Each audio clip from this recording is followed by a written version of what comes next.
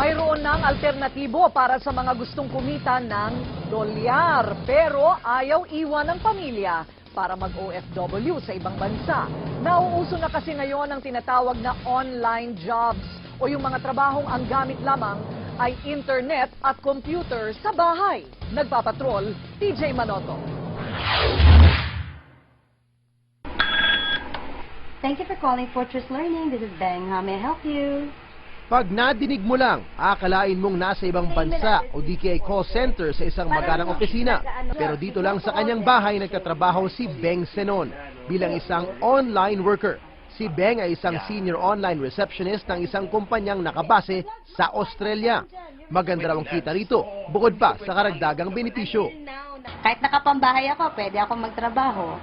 So, yun yung yung sweldo ko, nakukuha ko ng buo.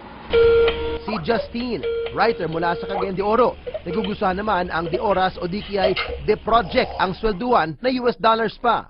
There are projects where I paid per hour. There are also projects where I'm paid per project.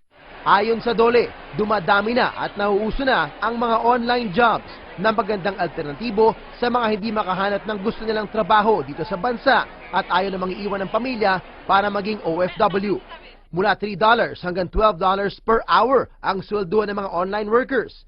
Sa 8 oras sa isang araw, halos 20,000 hanggang sa 78,000 kada buwan ang pwedeng kitain.